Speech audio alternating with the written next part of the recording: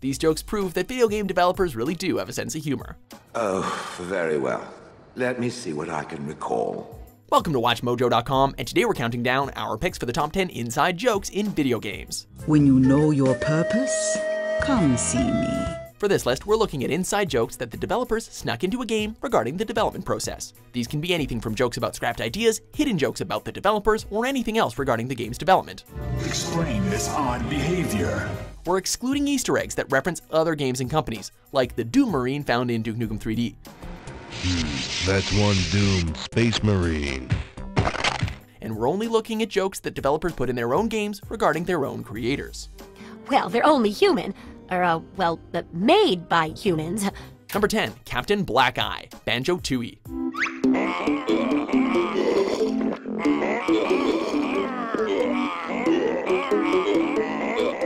Captain Blackeye only appears in one level of Banjo-Tooie, hidden away in the back of Jolly's bar, drunkenly ranting about how he once had a dream. He's not referencing Martin Luther King Jr., but lamenting the fact that a previous role of his was cut from the finished product.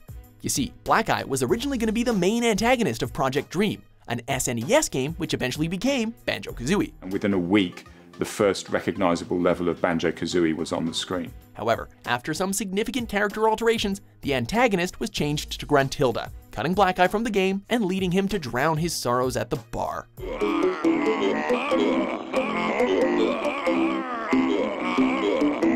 Number 9, not Warcraft, StarCraft. Stop poking me. Blizzard is famous for slipping numerous gags into their games, and StarCraft is certainly no exception. Anytime you're ready, jacked up and good to go.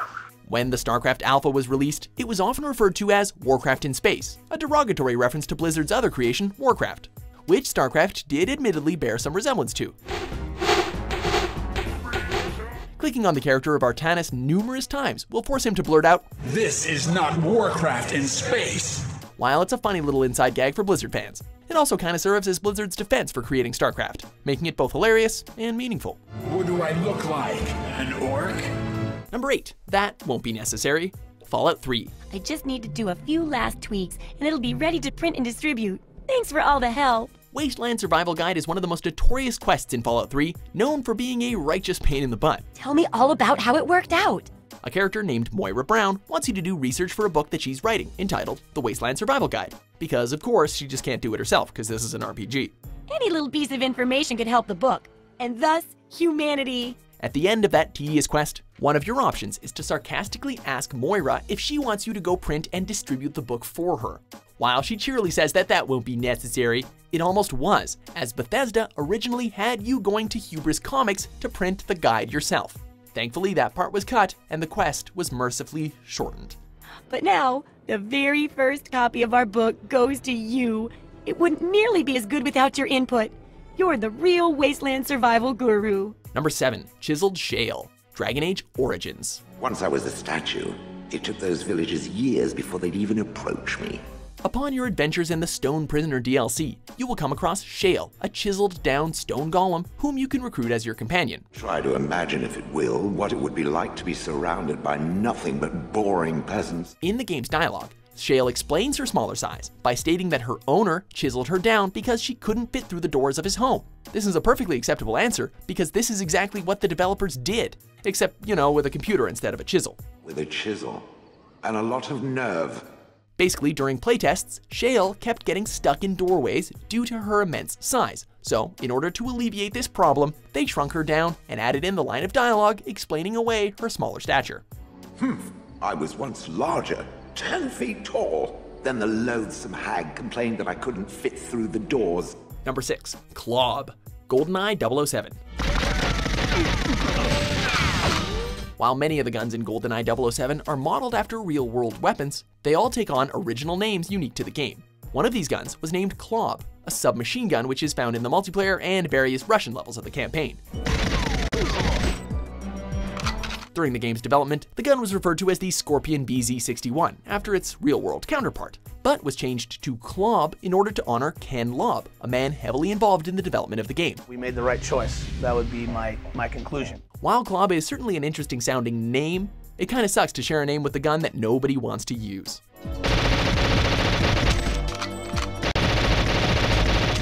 Number 5. Gandhi loves to nuke. Civilization series. अधिक सिपाही आपकी सीमा में घुस गए हैं. Well, I think we can safely say that the Civilization series is not historically accurate. Prepare for war. In what has become the series' defining joke, the famed Indian pacifist just can't help himself from dropping nukes on everybody. In the original game, Gandhi's aggression level was set to 1 to reflect his real-world persona. But when you enter diplomacy with a nation, their aggression level is reduced by 2. The in-game code doesn't recognize values of -1, so his aggression level was looped back to a maximum number of 255, making him insanely aggressive.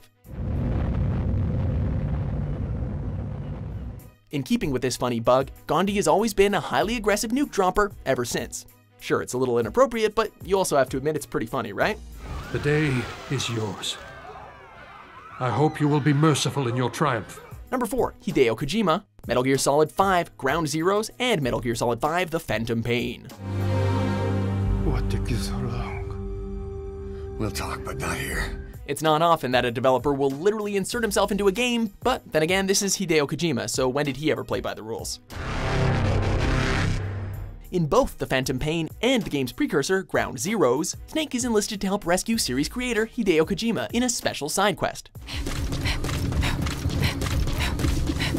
If this is successfully accomplished, then Kojima will appear as a worker in Mother Base. While some players may not know who he is, it's certainly cool to work with the series creator one-on-one. Well, at least in the game. Number 3. John Romero's Head, Doom 2. The Doom series is certainly not light on violence. It's fitting then that one of the game's developers makes an appearance as a severed head. To access the head, you need to employ the ID clip cheat code and then launch yourself into the icon of Sin's head. Once you're inside, you come face to face with the decapitated head of John Romero, complete with dripping blood in typical Doom fashion. If that wasn't cool enough, the head also serves as a mini-boss of sorts, as you can attack it and successfully complete the level. Sure, it's definitely a bit creepy, but this game isn't for kids.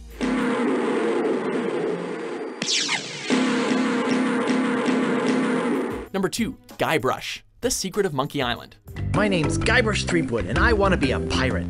If you were thinking that Guybrush is kind of an odd name, we can't exactly blame you for it. As it turns out, the developers didn't even intend on naming their character Guybrush. It was kinda handed to them on a silver platter. Yeah? The imaging software that the developers were using to design the character saved the files with the extension .brush. When they saved the character with the placeholder name Guy, the file became guy.brush, which stuck with the developers, giving the character his unique and offbeat name. Well then, Thriftweed. Threepwood. Guybrush Threepwood. In our opinion, it couldn't have worked out better, as the name paired perfectly with the game's wacky sense of humor. Hey, I think I hit something. Oh boy, it's a t-shirt. Number 1. Noob Saibot, Mortal Kombat 2. For such a brutal game series, Mortal Kombat certainly has a sense of humor. Rebellity. Case in point is the mysterious Noob Saibot. Not only is Noob just a hilarious name in general, but his name is derived from the last names of the 2 series creators, Ed Boon and John Tobias, just spelled backwards. Noob Saibot wins. This wouldn't be the last time that Mortal Kombat snuck in a development gag, as the character of Ermac was named after the game's debug menu, which used Ermac as an abbreviation for error macro. While certain Mortal Kombat characters definitely have interesting names, they don't have nearly as memorable a backstory as either Noob Saibot or Ermac.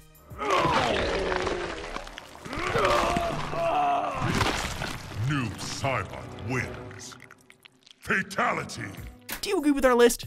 Believe me, you're not the first who's tried. Do you know any funny inside jokes in games? For more informative top 10s published every day, be sure to subscribe to WatchMojo.com. Get this, pick up that, put it down, pick it up again. The gall.